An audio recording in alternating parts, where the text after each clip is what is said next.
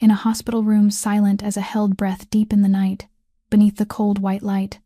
a 34-year-old underworld boss lay motionless after several gunshot wounds, seeming to have sunk into a coma with no way back. Yet no one knew that he was only pretending to sleep,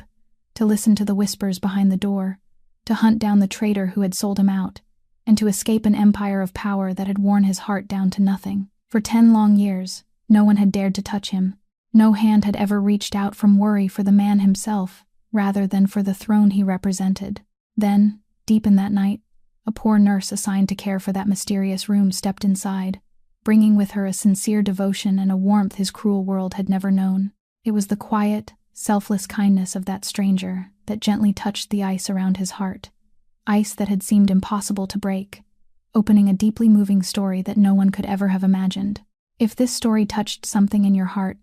please leave a like to encourage and support us. Don't forget to share this video with your loved ones, because perhaps they also need to hear a warm and comforting story like this tonight. And please subscribe to the channel so you can join us in looking forward to more deeply moving stories in the nights ahead. 3 nights before a tiny hand came to rest over his heart, Rafael Castellano had believed that night would be the last of his life. The Chicago harbor after midnight lay submerged beneath a cold mist rising from the lake, while rows of shipping containers towered like silent fortress walls, and sickly yellow lights spilled across rain-stained concrete. His car moved slowly through the district surrounding Warehouse Number 7, just as it did every Thursday night, following a route so familiar that he could have closed his eyes and drawn every turn from memory, because only 4 people in the entire organization were permitted to know it. Rafe sat in the back seat, his familiar silver lighter turning steadily between his fingers, while his thoughts drifted toward some distant place he himself couldn't name, toward the emptiness that had clung to him for years after he'd taken the most powerful seat in the city.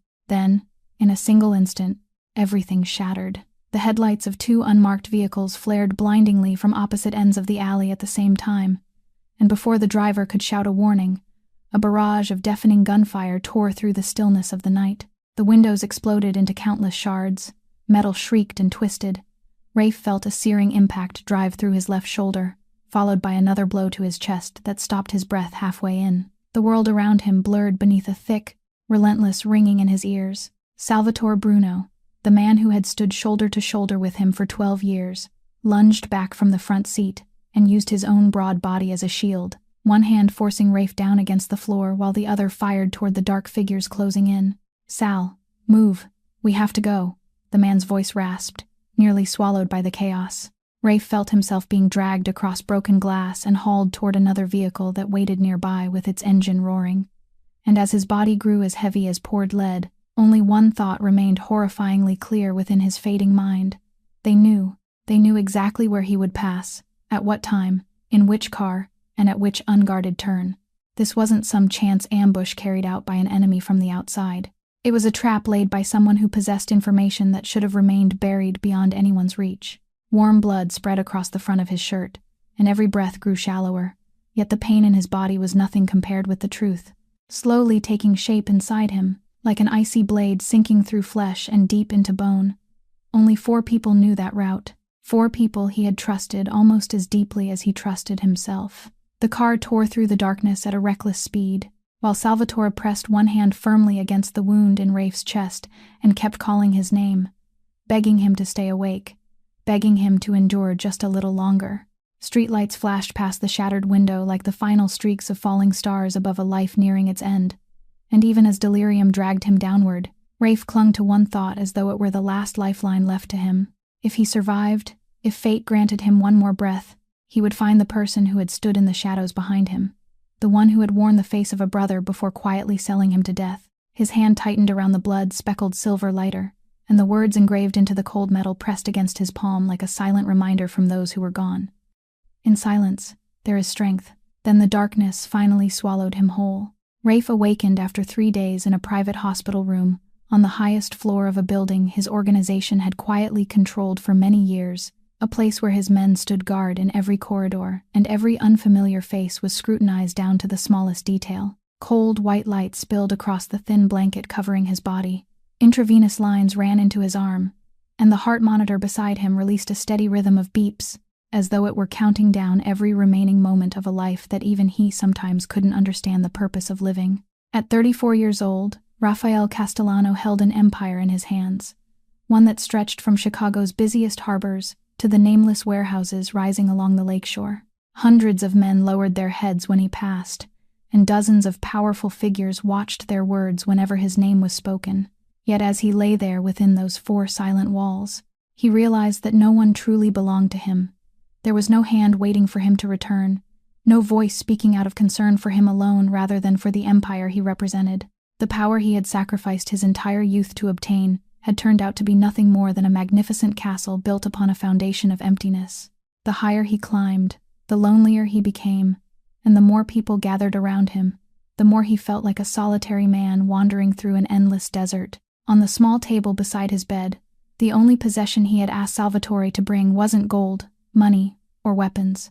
but the silver lighter that had accompanied him for so many years, a family heirloom passed down through 3 generations of Castellano men. Engraved into the metal, worn smooth by time, were several words in an ancient language his father had taught him to read when he was still a boy. In silence, there is strength. It was a saying that had become the guiding principle of his entire life, and now it echoed through his mind with an entirely different meaning. Because within the stillness of that room, beneath the lingering pain in his chest and shoulder blade,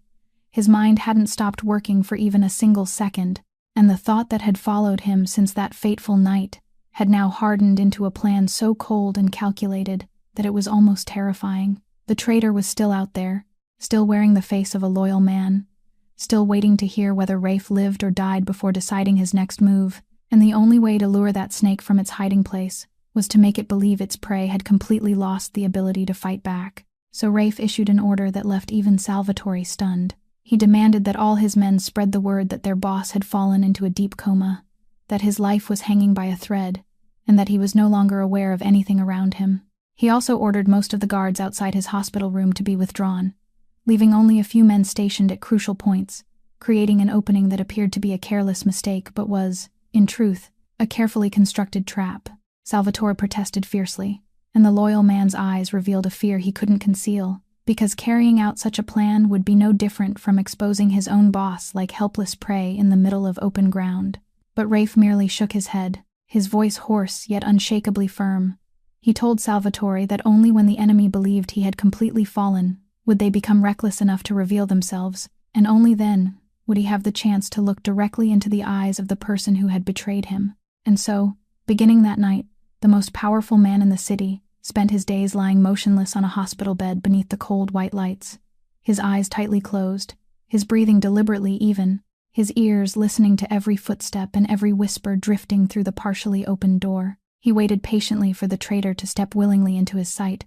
never realizing that the lion they believed had fallen into a deep sleep was, in truth, still watching with wide-open eyes from within the darkness. Only a few floors away from the crime boss's hospital room, in another corridor of that same hospital building, a young woman hurried along on legs that had nearly given out after almost 12 hours without rest. Marisol Reyes had just turned 27, yet her eyes carried the weariness of someone who had already lived through several lifetimes. Dark circles lay beneath her lashes, and her deep brown hair had been hastily gathered into a bun at the back of her neck, with several loose strands clinging to her sweat-dampened temples. The white medical coat she wore was frayed at the elbows and had been washed so many times that its color had faded because she didn't dare spend money on a new one when every last coin in her pocket had already been assigned a purpose. She worked the night shift as a nurse in the critical care ward, the shift almost no one wanted because it drained every ounce of strength from a person between sunset and dawn, but Marisol had accepted it with gratitude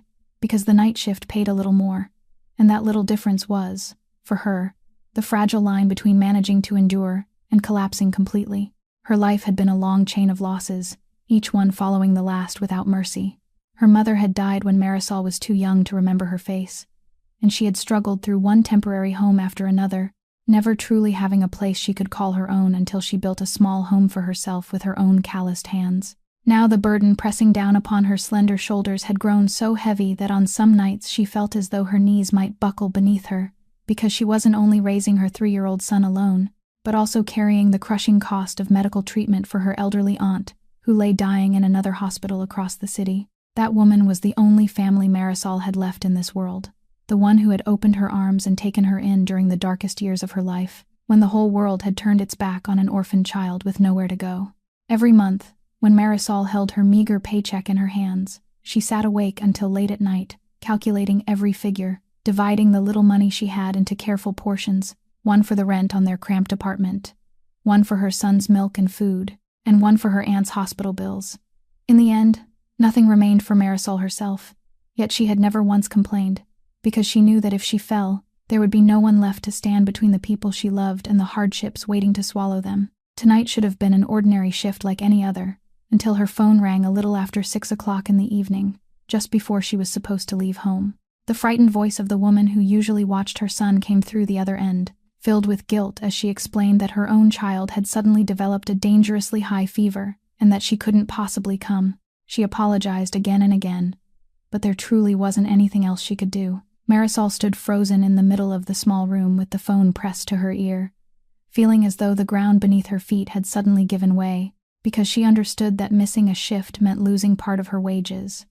And worse still, it might mean losing the job she had fought so hard to secure, while the deadline for paying her aunt's hospital fees was only days away. In a panic, she called one number after another, reaching out to every acquaintance she could think of,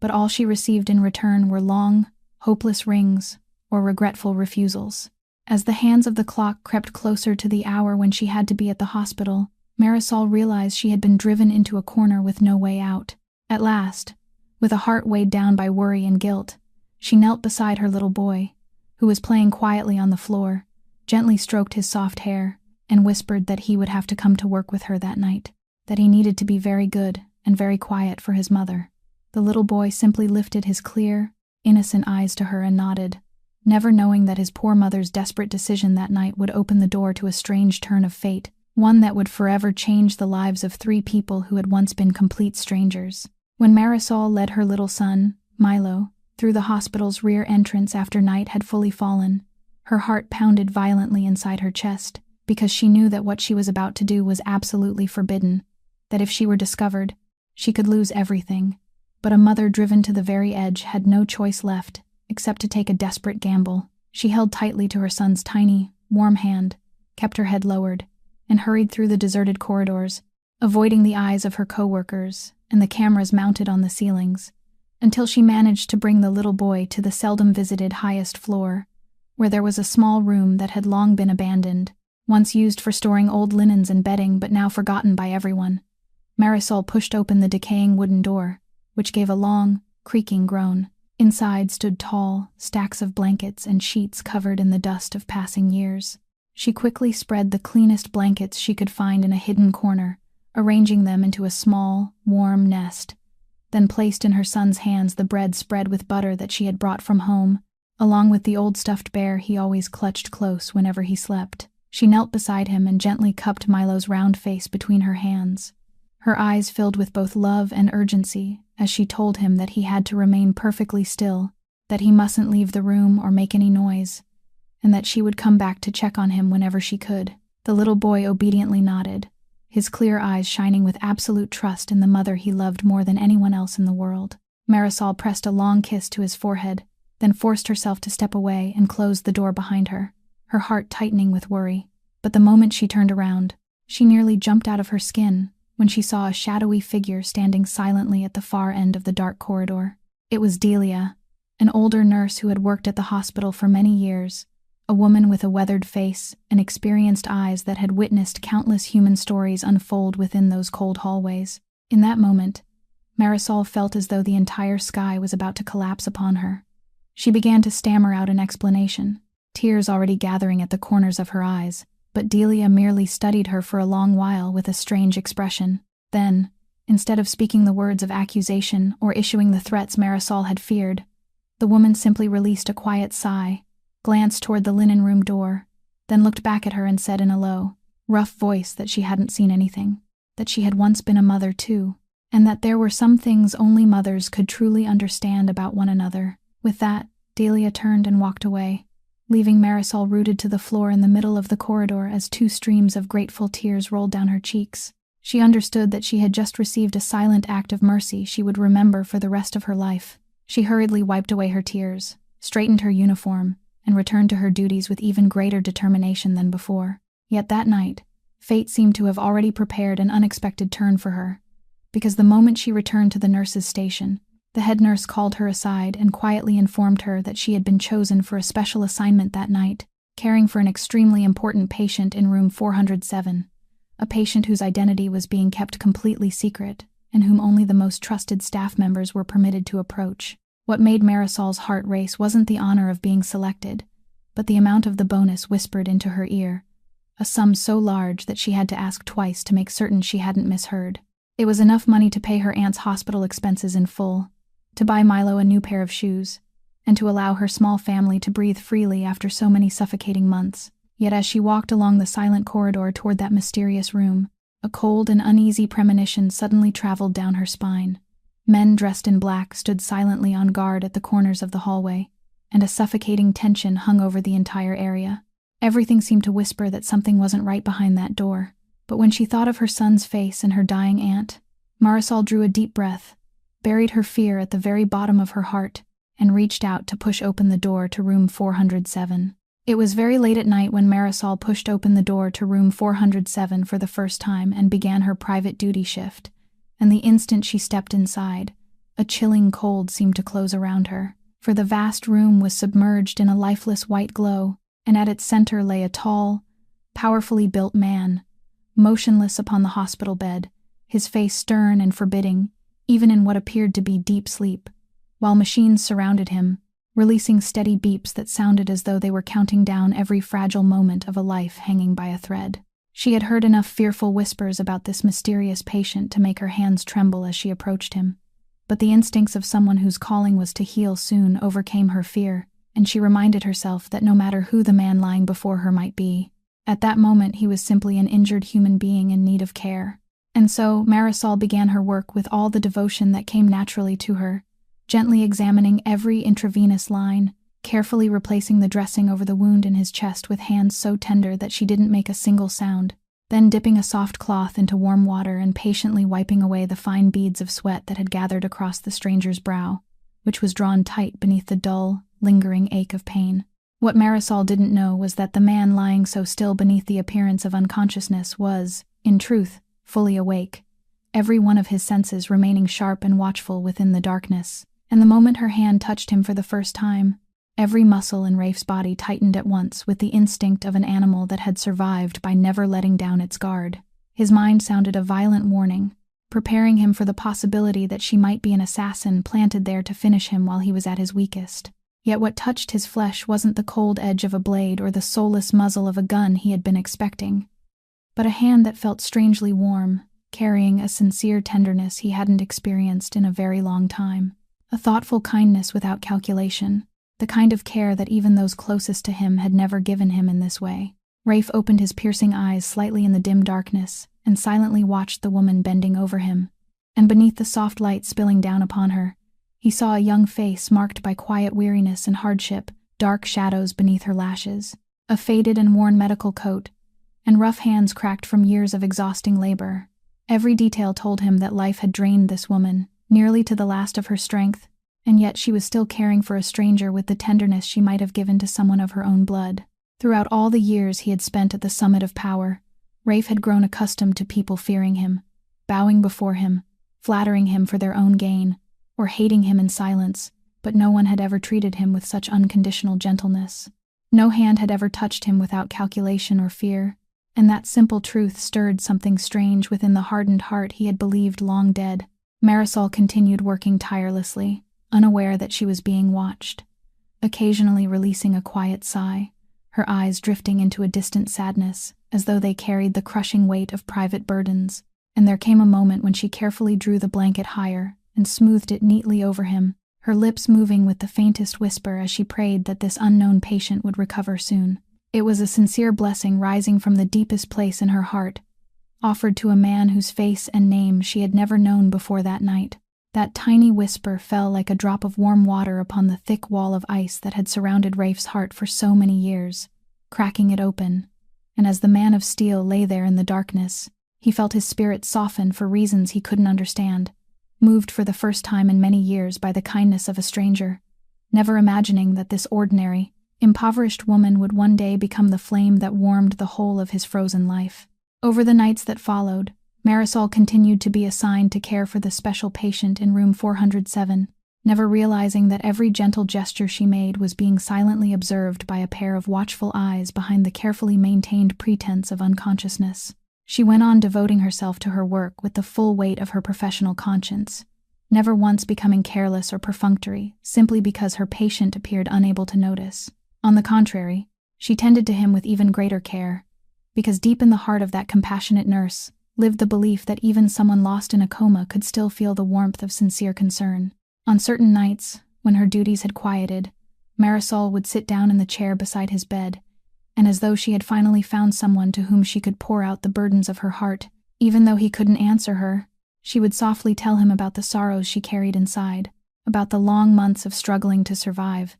and about the elderly aunt she loved dearly who had fallen ill. Her low, sorrowful voice blending into the stillness of the night. Rafe lay there listening to every honest confession,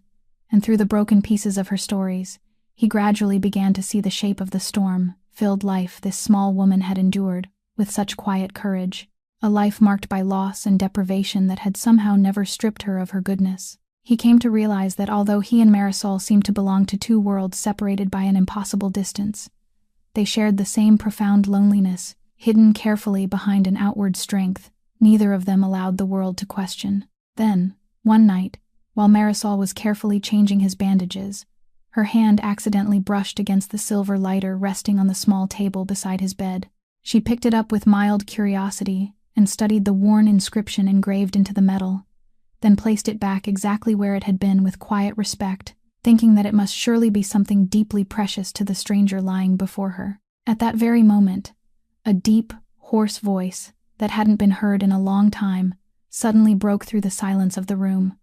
startling Marisol so badly that the cloth slipped from her hand, because the man whom everyone in the hospital believed to be trapped in a deep coma had slowly opened his eyes, and his sharp gaze was fixed directly upon her. Marisol's entire body went rigid with shock and fear. She stammered, unable to form a proper sentence, while her mind spun with question after question, wondering how long he had been awake, what he had seen and heard, and whether her accidental touch upon his personal belonging had offended him. Overwhelmed by confusion, she quickly lowered her head and whispered an apology. Yet instead of the anger she had feared, Rafe merely watched her in silence with an unreadable expression. Something strange flickered through those eyes that were usually cold and empty, something even he hadn't yet found a name for. And then, in a low, steady voice, he told her that she didn't need to be afraid and that she hadn't done anything wrong. Marisol looked up at him in astonishment, and in the moment their eyes met, she realized that the frightening man from all those whispered rumors carried, at close range, an almost startling loneliness in his gaze, a deep emptiness concealed beneath his commanding and forbidding exterior, and without meaning to, her compassionate heart softened toward him. As for Rafe, allowing this woman to discover that he was still conscious went completely against the cautious plan he had spent so much effort arranging. Yet for reasons he couldn't explain, faced with her sincerity and warmth, he found himself unable to keep pretending that he saw nothing and felt nothing. And so, for the first time in many years, the man of steel chose to open the door to his heart, though only by the narrowest crack, and quietly allowed a single thread of warmth from the outside world to slip inside. From the night Rafe opened his eyes and spoke his first words to Marisol, a strange relationship quietly began to form between those two strangers. For during the silent hours of her night shifts, they were no longer merely a mute patient and a watchful nurse, but two people beginning to share soft conversations, hesitant and guarded at first, yet growing more sincere with every passing night. Rafe continued to maintain the appearance of being in a coma before everyone else, so that he could set a trap for the traitor. But with Marisol alone, he allowed himself to relax, to speak as an ordinary man, and what surprised even him was the sense of peace he felt beside this woman. A peace he hadn't known for a very long time. He didn't have to remain on guard, didn't have to calculate every word or every movement. He could simply listen and allow himself to be heard. One night, as the first rain of the season tapped gently against the window, Marisol told him more about her life. She spoke of growing up without ever truly having a home, of losing her mother when she was still too young to remember the woman's face, and of struggling from one place to another through years of loneliness. She told him that she was now raising a young child entirely on her own, that the boy's father was no longer a safe place for either mother or son, and that she had been forced to gather her courage, take her child in her arms, and leave in search of a peaceful life, no matter how difficult that life might be. Those trembling confessions touched a place deep within Rafe's soul that he had spent years trying to bury, because he too had once been a child, raised in a cold world without the warmth of love, a boy pushed into violence and calculation before he was old enough to understand either, a man who had grown so accustomed to building impenetrable walls around his heart that he had forgotten what it felt like to be loved. For the first time in his life, Rafe found himself revealing fragments of his own past to another person. In a low and sorrowful voice, he told her about his severe father, about the burden of a name he had been forced to inherit, and about the unbearable loneliness of a man who stood at the very height of power, yet didn't have a single person beside him whose loyalty came from the heart. Marisol listened in silence, her eyes filled with deep compassion, without judgment and without fear. They came from worlds separated by an immeasurable distance, one a notorious and powerful crime lord whose name made an entire city tremble, the other a poor nurse struggling from one day to the next. Yet within the quiet shelter of that hospital room, they discovered an unexpected kinship in each other, because deep inside, both were wounded souls who had never truly healed, both longing for warmth and for a home neither had ever known. Marisol began to understand that the terrifying man from all the whispered rumors was, in truth, only a lonely human being carrying wounds far deeper than anyone could see, while Rafe realized that the small woman who appeared so fragile possessed extraordinary strength and a rare, compassionate heart, and the silent respect between them continued to deepen. It was also during those intimate nights that Rafe first heard Marisol speak of her little son, with all the tenderness and devotion of a loving mother. She told him about the boy's innocent smile, about the constant worries of raising him alone, and although Rafe had never once met the child, he couldn't understand why a quiet curiosity and a strange warmth began to rise within him whenever she spoke of the boy, as though fate itself were silently weaving an invisible thread that would soon bind these three lonely lives together and lead them toward the deeply moving moments of reunion that were waiting just ahead. Then the fateful night that destiny had arranged to bind those three lonely souls together finally arrived. While Marisol was busy caring for Rafe and hadn't yet been able to return to watch over her son, little Milo awoke from a brief sleep in the old linen storage room on the deserted floor and discovered that nothing surrounded him but silent darkness. With the innocent curiosity of a child only 3 years old, he clutched his worn teddy bear in his arms, slowly pushed open the door his mother had forgotten to close completely, and stepped into the long, seemingly endless hallway on tiny feet, his clear eyes widening as he took in the unfamiliar world around him. He followed the wall until his attention was drawn to the gentle glow spilling through the narrow opening of a door at the far end of the corridor. At the precise moment when the guard had briefly stepped away from his post, the little boy reached out with his tiny hand, pushed the door to room 407 slightly open, and slipped inside. His innocent eyes were immediately drawn to the large man lying upon the hospital bed, but instead of feeling afraid, the child's pure heart sensed a strange and inexplicable pull. Milo crept closer, struggled to climb onto the edge of the bed, then quietly curled himself beside the unknown man, and soon drifted into a deep and peaceful sleep. Rafe, a man no one had dared approach for the past 10 years, immediately felt that small, warm weight beside him, and when he opened his eyes just enough to look down, what he saw wasn't a threat of any kind, but the sleeping face of a child who looked like an angel. For reasons he couldn't understand, the man of steel remained perfectly still, barely daring to breathe, as though even the slightest movement might disturb the slumber of that precious little life. It was then that Marisol came rushing through the hospital in frantic search of her son, and when she pushed open the door and saw the scene before her, she froze at the threshold, stunned into complete silence. Rafe merely raised one finger to his lips, signaling for her not to make a sound, and his gaze softened in a way she couldn't explain as it moved across the child's peaceful face. In that moment, the young mother understood that she had just witnessed something very few people in the world had ever seen, the tenderness buried deep within the soul of a notorious and cold-hearted crime lord. From that night forward, little Milo unintentionally became the strange bond that drew the two adults together. For each night he accompanied his mother to the hospital, the little boy would toddle toward the room of the man whose face had gradually become familiar to him. What surprised Marisol most was that Rafe didn't seem bothered in the slightest. Instead, the eyes that were usually so sharp and cold would brighten with a rare trace of gentleness whenever Milo appeared. One evening, When Milo curiously reached toward the gleaming silver lighter on the table, Marisol hurried to stop him in alarm. But to her astonishment, Rafe didn't become angry. He picked up the lighter, took the child's tiny hand in his own, placed the shining object into Milo's palm, then closed his larger hand protectively around it, while showing the boy the faded inscription engraved into the metal, a gesture so tender that even Rafe himself had never imagined he was capable of making it. In a calm and measured voice, he told the child that the lighter had belonged to his family for 3 generations, and that the words carved upon it meant that strength always lived within silence. Milo was far too young to understand the deeper meaning, yet he listened with such eager attention that the corners of the man's tightly pressed lips curved into a smile he didn't even realize had appeared. Marisol stood in silence watching them, her heart tightening with an emotion she couldn't explain, because before her eyes, the thick wall of ice that had surrounded Rafael Castellano's lonely heart for so many years was melting away little by little, now not only beneath the quiet devotion of a mother, but also beneath the innocent warmth of a child. And so,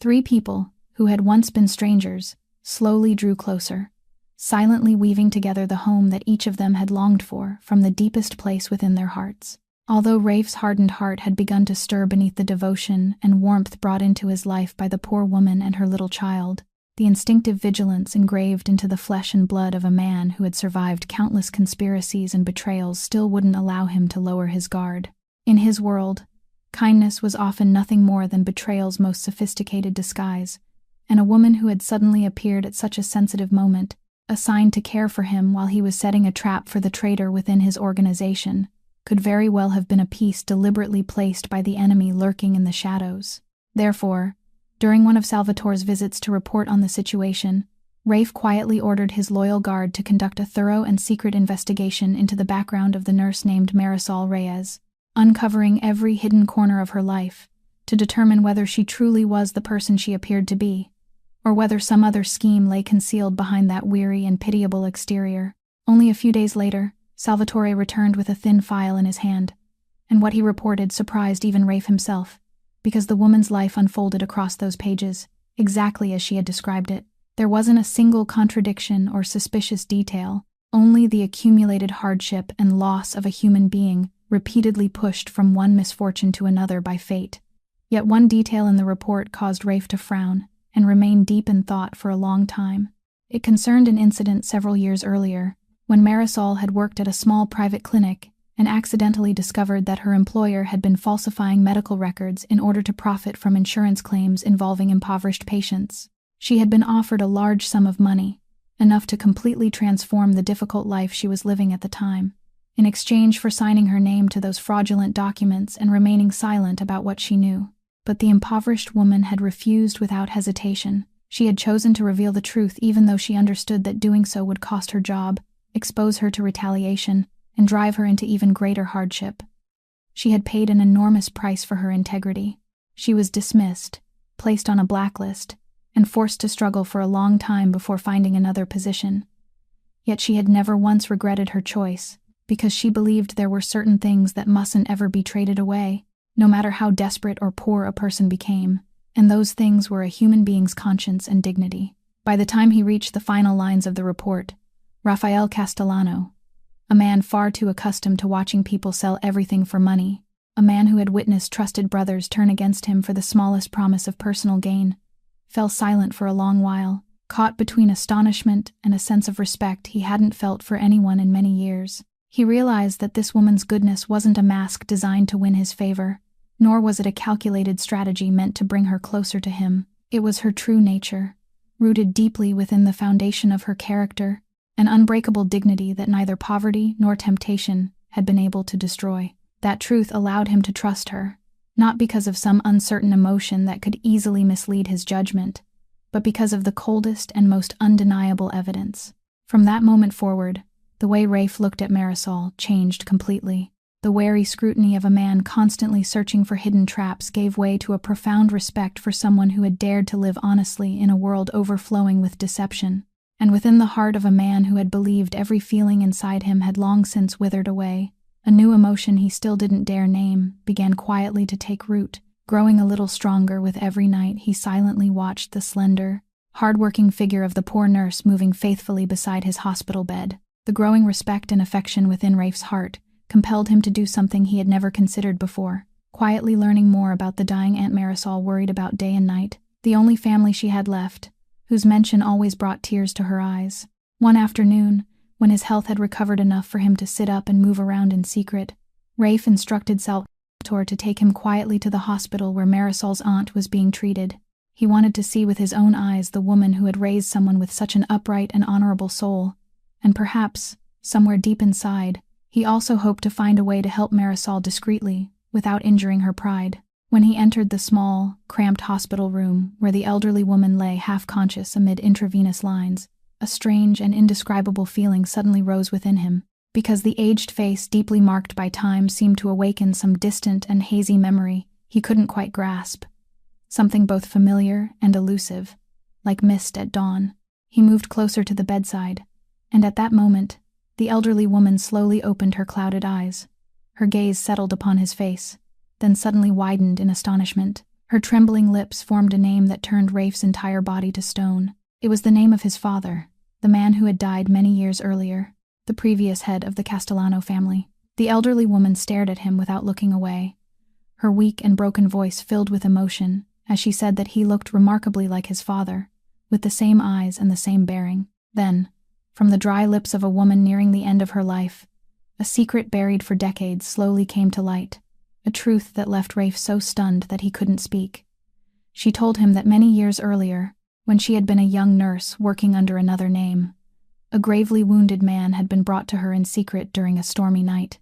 barely clinging to life at the boundary between survival and death. With all her knowledge and courage, she had risked everything to save the stranger from his critical condition, keeping the entire matter completely secret to protect him from those who were hunting him. The man whose life she had saved that night had been none other than Rafe's own father. Because of the terrible circumstances and the dangers surrounding them at the time, she had been forced to leave and assume a new identity, severing every connection to her past and disappearing into hiding. For that reason, her real name had never appeared in any record belonging to the Castellano family, allowing the life-saving debt from years before to fade into oblivion as though it had never existed. Rafe stood frozen beside the hospital bed, his mind spinning at the almost unbelievable coincidence of fate, because the meeting that had seemed entirely accidental between him, Marisol, and little Milo hadn't been accidental at all. It was a thread of destiny woven decades earlier through the debt his family owed to the woman who had saved his father, the poor and honorable woman for whom he had begun to feel affection, and the innocent child who had melted his frozen heart were the blood relatives of the benefactor who had preserved his family line. The truth traveled through Rafe's body like an electric current, causing him to see Marisol in an entirely different light. What he felt was no longer merely respect or affection, but also the weight of a profound debt of gratitude. He believed it was his responsibility to repay. He gently took the elderly woman's thin, cold hand in his own, lowered his head, and promised the woman living through the final moments of her life that she could rest without fear. That from that day forward, he would protect Marisol and Milo in her place, and that he wouldn't allow mother or child to suffer any further pain. In that sacred moment, a silent vow was engraved into the deepest part of the heart of a man who had once believed there was nothing left in this world for him to protect. Yet just as Rafe's heart had begun to open and welcome the first warm stirrings of emotion after so many years encased in ice, the shadow of danger silently drew near without warning, because in the merciless underworld he ruled, every moment of vulnerability could be paid for in blood.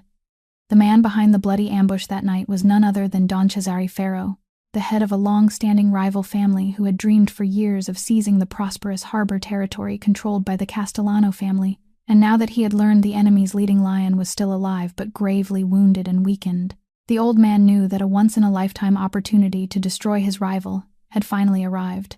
Cesare Ferro was cunning and ruthless. He never acted in haste, preferring instead to wait patiently while he spread his net, and through an extensive network of informants and bribes scattered everywhere, he gradually uncovered clues to Rafe's hiding place, tightening the circle around the private hospital where his enemy was recovering day by day. Salvatore was the first to notice the troubling signs. Unfamiliar faces kept lingering around the hospital grounds.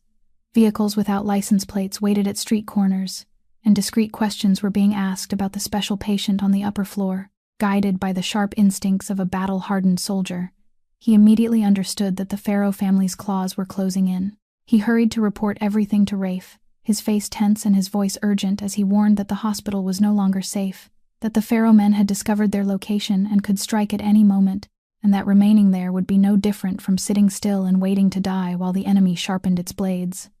Rafe listened in silence, his eyes gleaming with the cold focus of an experienced predator. Although his mind was crowded with fear for Marisol and the child, he maintained his frightening composure, rapidly calculating every possible move in search of a path to survival, before the tightening circle closed completely. He understood that remaining in the hospital had become far too dangerous, because it was a public place filled with people,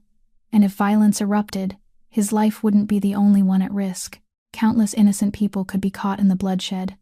and most importantly, Marisol and Milo might be drawn into mortal danger, something he would never allow after the vow he had engraved upon his heart. Rafe therefore made a decisive choice. He ordered Salvatore to prepare secretly to move him that very night to a discreet private clinic controlled by his organization, a heavily guarded and completely confidential facility hidden on the outskirts of the city, where he could continue recovering in safety while gaining the freedom to set his own trap for the enemy. The transfer was carried out in absolute silence, with every detail handled carefully in the stillness of the late night. Salvatore personally commanded a group of trusted men who had been chosen with great care. They disguised Rafe, moved him through the hospital's hidden passageways to avoid every watchful eye, then quickly escorted him into a disguised ambulance that slipped through the deserted streets beneath the cover of darkness and escaped the circle tightening around them. Throughout the journey, Rafe's gaze never stopped moving beyond the darkened window as he watched every shadow and every suspicious vehicle with relentless vigilance. His mind was drawn as tight as a bowstring, because he knew that a single small mistake could destroy the entire plan and leave him exposed as helpless prey in the middle of a pack of wolves. Yet another restless fear was also rising within him as he thought of Marisol and Milo, who remained behind at the hospital without the slightest knowledge of the terrible storm silently gathering around them, and he swore to himself that no matter the cost, he had to find a way to protect mother and child before it was too late. Rafe understood that he could no longer keep Marisol in the dark, because the approaching storm could sweep both her and the child into danger at any moment, and she deserved to know the truth so she could protect herself and her son. Therefore, before the transfer was completed,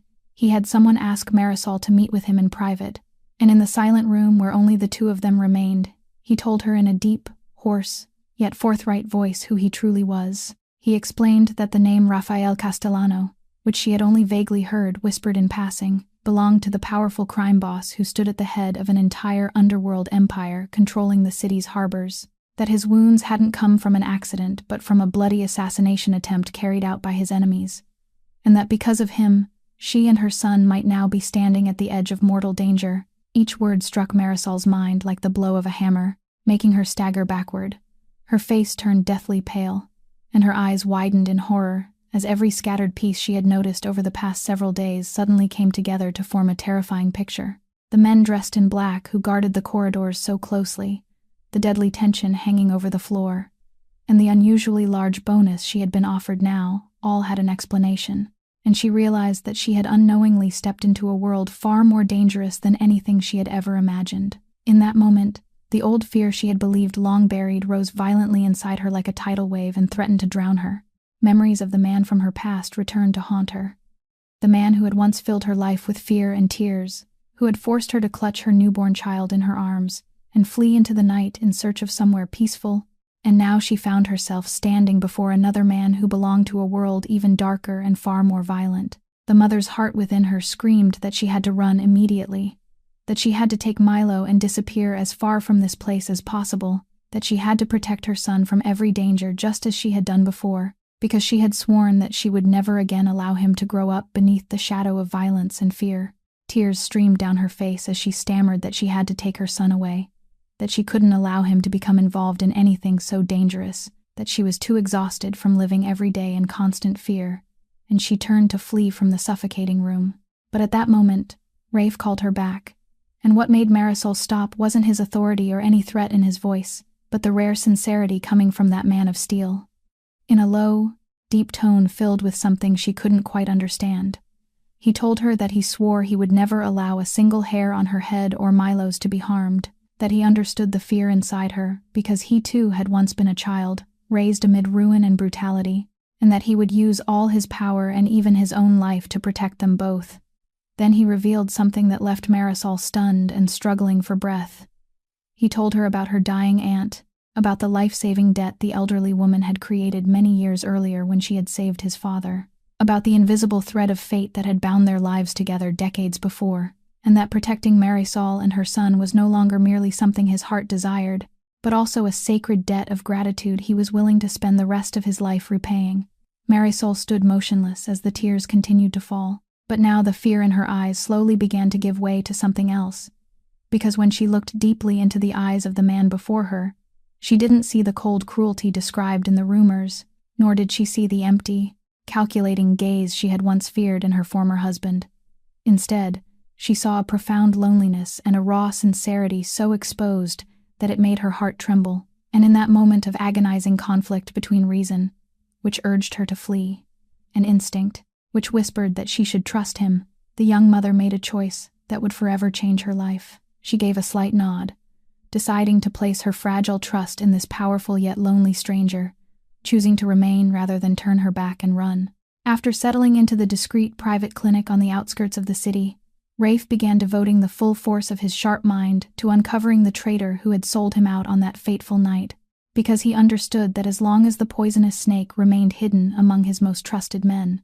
his life and the lives of those he wished to protect would continue hanging by the thinnest thread. He summoned each of the 4 close associates who alone had known about the secret route that night, quietly reconstructing every movement, comparing every statement, and piecing together even the smallest details in search of a flaw. He also laid a series of sophisticated traps by feeding different false information to each man, then waiting to see which version would reach the enemy. But the underworld was a maze filled with deceptive reflections, and the traitor hiding in the darkness was a seasoned and cunning fox. Instead of exposing a weakness, every clue Rafe uncovered seemed to have been arranged by an invisible hand, and all of them pointed toward one man. That man was none other than Salvatore Bruno, the most loyal right hand Rafe had ever trusted completely. One piece of evidence after another emerged with cold and bewildering precision. Mysterious calls had been made from Salvatore's number at critical moments. Large sums of money from unknown sources had suddenly appeared in his accounts. And worst of all, the testimony of a captured subordinate revealed that Salvatore had been the final person to know Rafe's complete travel schedule on the night he was shot. Every new piece of evidence cut into Rafe's heart like a blade twisting deeper. Because Salvatore wasn't merely a subordinate, he was the brother who had fought beside him through life and death for 12 long years, the man who had more than once used his own body to shield Rafe from gunfire.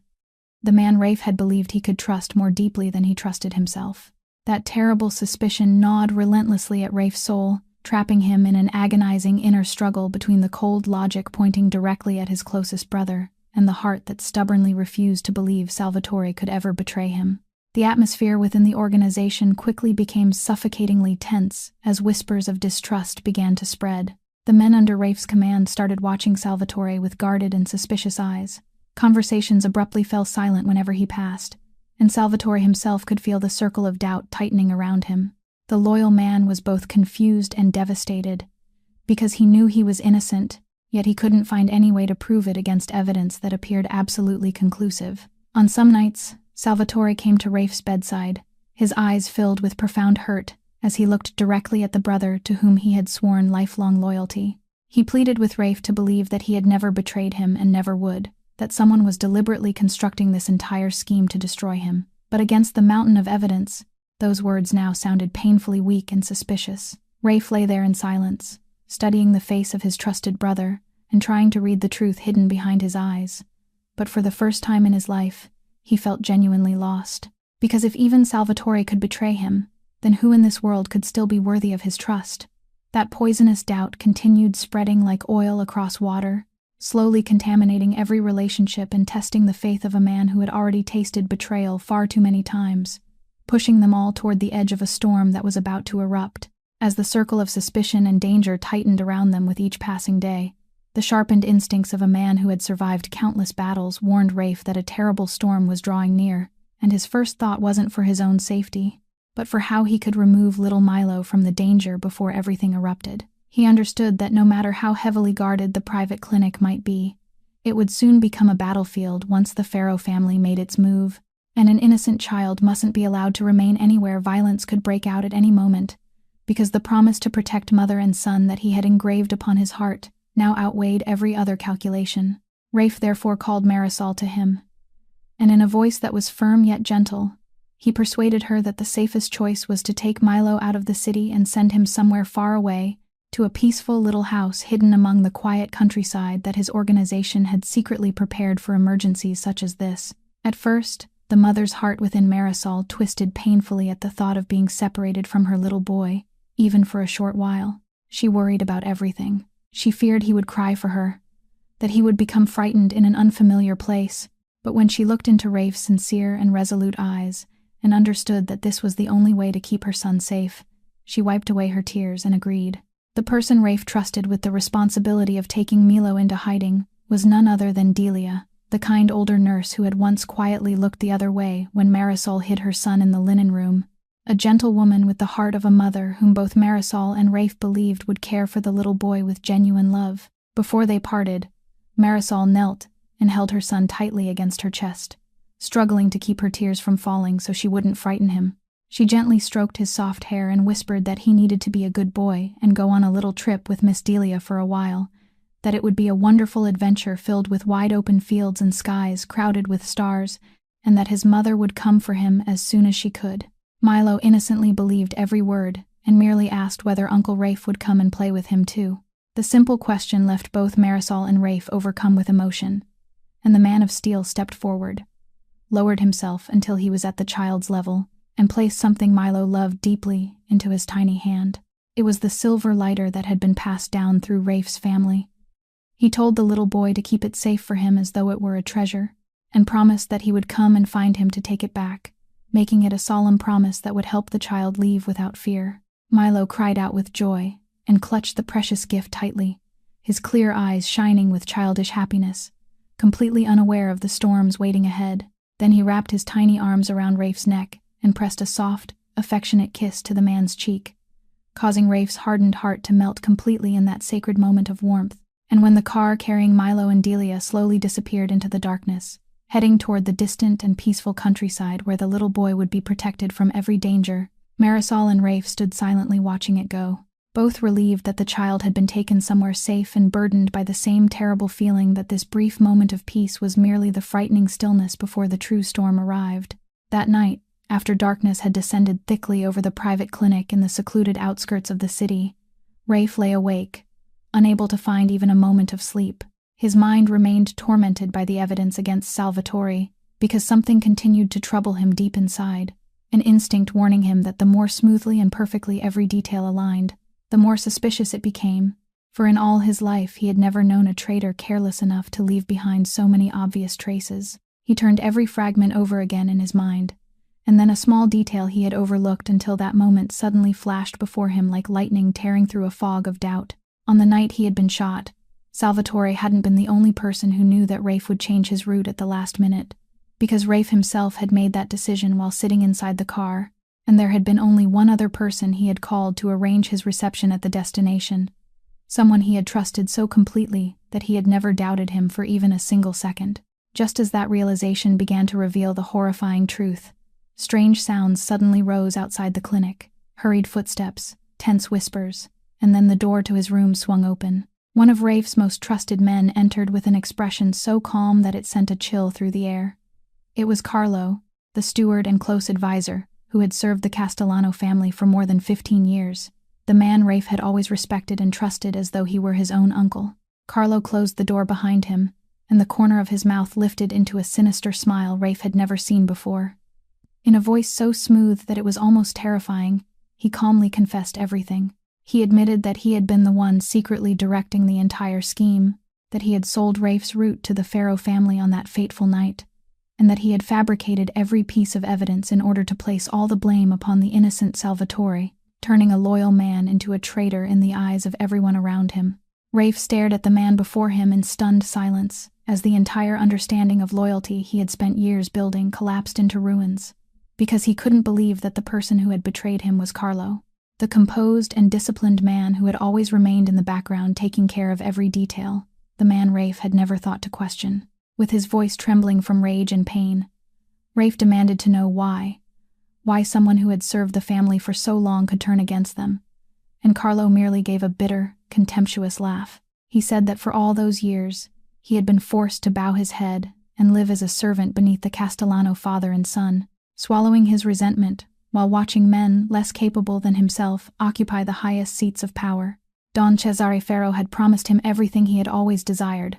a position, a fortune, and an empire of his own. And all Carlo had to do in return was deliver Rafe's head to the Ferro family. With smug satisfaction, he revealed that Ferro's men had already been given a clear path by Carlo himself, and were silently closing in around the clinic from every direction, that the circle of death had tightened completely, and that this time Rafe had nowhere left to escape. The wounded lion had finally fallen into the trap without realizing it, until it was far too late. In that moment when life and death hung in the balance, amid the overwhelming fury of being betrayed by someone he had trusted so deeply, Rafe still managed to recognize a bitter truth that tightened painfully around his heart. The man he had wrongly suspected, the man he had nearly punished with all the force of his hatred, Salvatore Bruno, was in fact the brother whose loyalty had never wavered for even a single second, the man who had endured countless suspicious glances and humiliations, only because of Carlo's vicious scheme. Then, at that fateful instant,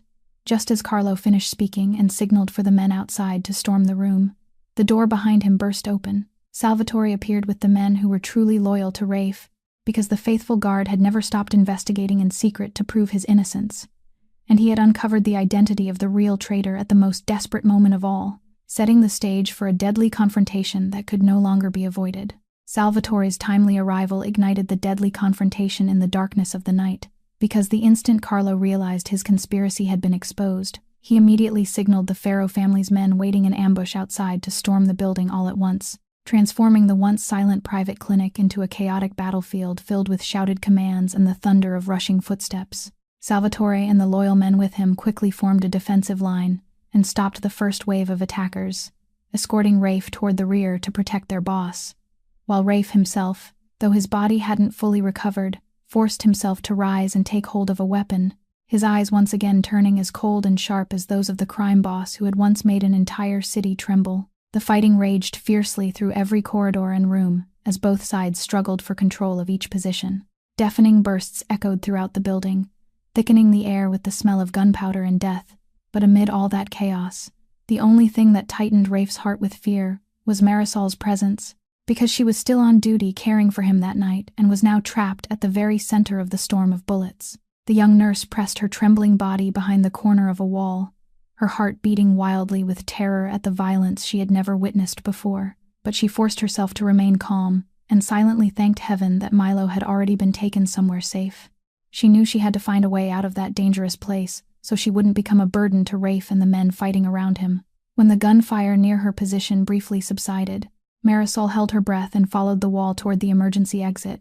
every step trembling yet filled with determination. But just as she crossed an exposed stretch of corridor, a group of Ferro's men suddenly appeared and blocked her path, leaving her trapped in the middle of two lines of fire tearing through the hallway from opposite directions. From a distance, Rafe saw her slender figure struggling helplessly in the danger zone, and his heart seemed to stop. He shouted her name and rushed toward her without caring about anything else, desperate to shield her. But the distance was too great and everything happened too quickly. A stray bullet cut through the air directly toward the helpless young nurse. In that fateful instant, the bullet struck the small metal case containing emergency medical supplies that Marisol always carried in the front pocket of her white coat. That little tin box deflected the bullet by the narrowest margin and saved her from a fatal wound to the chest, but the force remained strong enough to drive it shallowly into her shoulder, sending her staggering before she collapsed onto the cold floor. Marisol cried out in pain as a sharp agony spread throughout her body and left her dizzy. Warm blood slowly stained the white fabric of her coat, and she lay in the chaotic corridor as her awareness began to fade beneath the dense ringing in her ears while the battle continued around her. When Rafe saw the woman he loved fall, an overwhelming blaze of rage and terror erupted inside him, giving him a strength that rose above even the pain of his old wounds. He charged through the gunfire like an enraged beast, forcing a path toward her,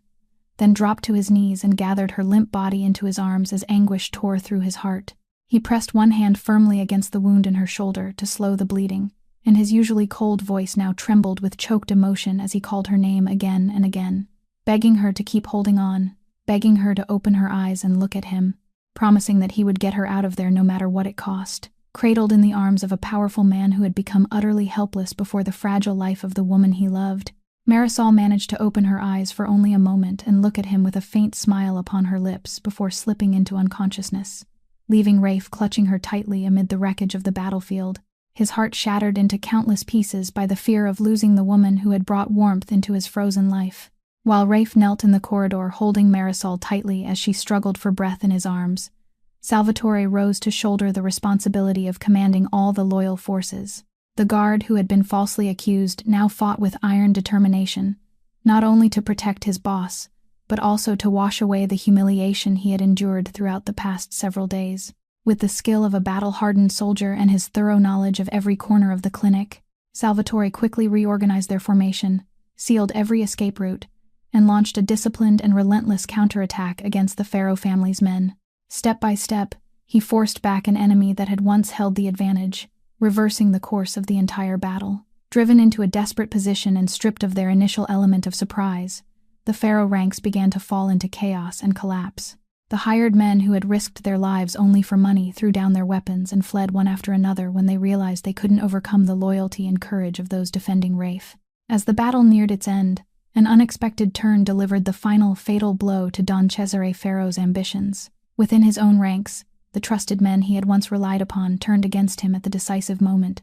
because in that brutal underworld, loyalty built upon fear and greed was as fragile as the schemes that had created it. The empire Cesare Pharaoh had spent years building and dreaming of expanding collapsed into ruins during that fateful night. The ruthless old crime boss suffered the bitter fate he himself had sown, brought down by the betrayal of the very men he had believed he could purchase with power and money, and his dream of conquest ended in humiliation and solitude. As for Carlo, the treacherous insider who had spread so much pain and suspicion, he couldn't escape justice either. Once his conspiracy was exposed and the Pharaoh forces collapsed, Salvatore and the loyal men captured him. His face, which had always worn an appearance of false composure, twisted with fear and despair, and he was forced to pay for his betrayal according to the merciless rules of the world he had chosen to enter. A severe price for the man who had sold away both his conscience and every bond of loyalty. Yet amid that resounding victory, when a great threat had been eliminated and the power of the Castellano family had once again been firmly secured,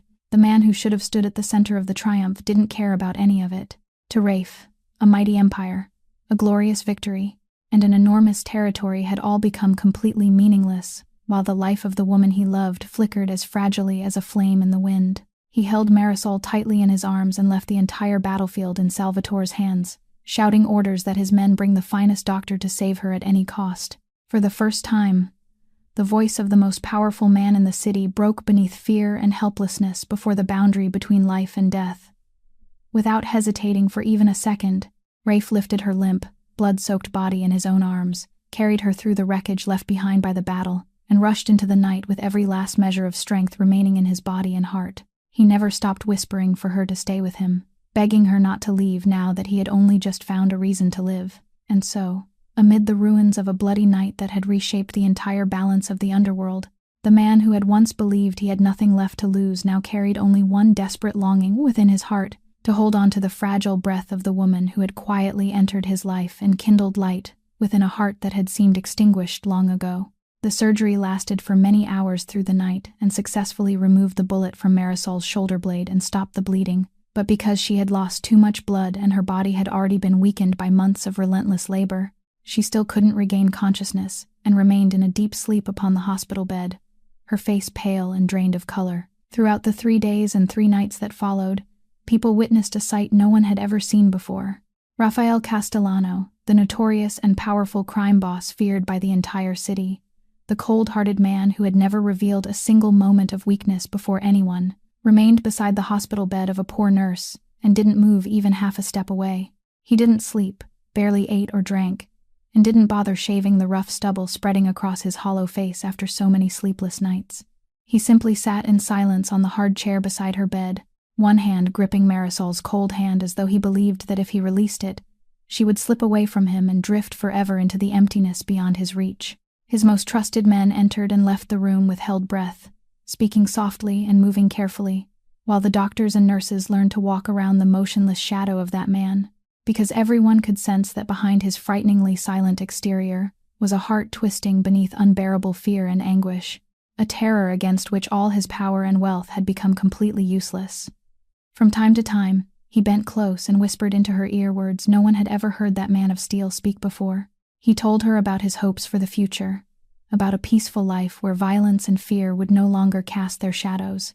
and begged her to wake so they could continue writing those days together. In his eyes, once sharp, cold, and empty, there now gathered something he might never have allowed to fall in his entire life: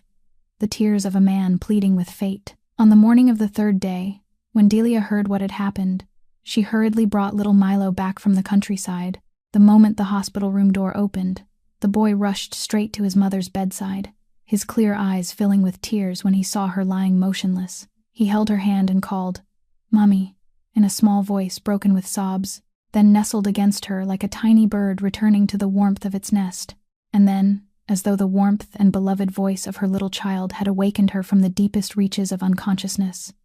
Marisol's fingers moved faintly, her lashes trembled, and her eyes slowly opened. Her gaze wandered around the room through the haze until it found the exhausted and anxious face of the man who was still holding her hand, and the first person her eyes searched for when she returned from the boundary between life and death was him. The instant Rafe saw her eyes open, his entire heart seemed to burst with immeasurable happiness and relief. All the tension he had carried through those 3 long days suddenly dissolved into tears that streamed down the weathered face of a man who had seemed incapable of crying. He tightened his hold on her hand, lowered his head, and pressed his forehead against it as his body trembled with emotion. In a hoarse and choked voice filled with the deepest sincerity of his heart, he whispered that he would never allow himself to lose her again, that from that day forward, no matter what he had to sacrifice, he would protect both her and Milo, and that he would give them the true home she had always dreamed of. Marisol could only offer him a faint smile through her tears, her eyes filled with trust and a warm affection that needed no words to be understood. While little Milo remained nestled against his mother, his tiny hand still holding tightly to the silver lighter he had carefully protected through all those days, like a promise finally fulfilled. And so, the 3 people who had once been alone leaned upon one another in that room, filled with morning sunlight, as though the dawn itself had come to announce the beginning of a new and peaceful life. Many months had passed since that fateful and blood-soaked night, and time, like a miraculous medicine, had healed the wounds of both body and soul. Marisol had now recovered completely. Her strength had returned to what it once was, and only a small round scar the size of a coin remained upon her shoulder blade, a quiet mark reminding her of everything the 3 of them had endured together in order to reach the peaceful life they now possessed. The magnificent Castellano family mansion, once as cold and desolate as a lifeless fortress, where only cautious footsteps and stern faces moved through the halls, had now been utterly transformed, because the vast corridors that had once stood silent were filled with Milo's bright laughter, the patter of his little feet racing joyfully from room to room, and the warmth of a true home, something those walls had never known before. Although Marisol's elderly aunt ultimately didn't survive her grave illness, she passed away peacefully and contentedly after receiving the most attentive care during the final days of her life, and she was able to witness with her own eyes that her unfortunate niece had at last found a safe harbor and a man who truly loved and protected her. Rafe personally arranged every detail of the woman's funeral with the greatest dignity and respect,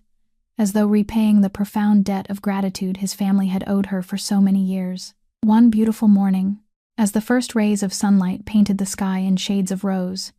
Rafe gently took Marisol's hand and led her to the rooftop of the mansion, the very place where, during the days of her recovery, they had often sat quietly together watching the sunrise and sharing the stories buried deepest within their hearts. Milo followed close behind, chattering happily and holding on to the edge of the coat worn by the man he had already come to think of as his father. Amid that beautiful scene, Rafael Castellano, the powerful man who had once believed his heart had died forever after so many years spent in darkness, slowly lowered himself onto one knee before the woman he loved. Resting in his palm was an old yet exquisite ring, the ring that had belonged to his late mother, which he had kept hidden for years, as though burying it alongside a painful past he believed he would never touch again. In a deep, warm voice trembling with emotion, he asked Marisol to marry him. He promised to spend the rest of his life loving and protecting both her and Milo, and he vowed to give them a home filled with laughter in place of all the lonely and fearful years they had endured. Standing beside them, Milo cried out with joy and clapped his hands excitedly when he understood for the first time that he would finally have a complete and loving family. Tears of happiness streamed down Marisol's face, but this time they were no longer the tears of a desperate woman fleeing through a rainy night with an infant in her arms and only a few coins in her pocket. They were the tears of someone who, after an endlessly difficult journey, had finally found a peaceful place to return to. She gave a small nod and whispered yes through sobs of overwhelming happiness, and the three people who had once been so completely alone embraced one another beneath the brilliant rising sun, bringing a journey filled with tears to a close and opening the door to a new beginning overflowing with love and light. And this is where our story comes to an end, leaving within each of us a gentle yet profound truth, that a person's real strength doesn't lie in the unbreakable walls they build around their heart for protection, nor does it lie in the power or wealth they hold in their hands. It lies in what they choose to love and protect, because sometimes even the mightiest empire can collapse in a single night,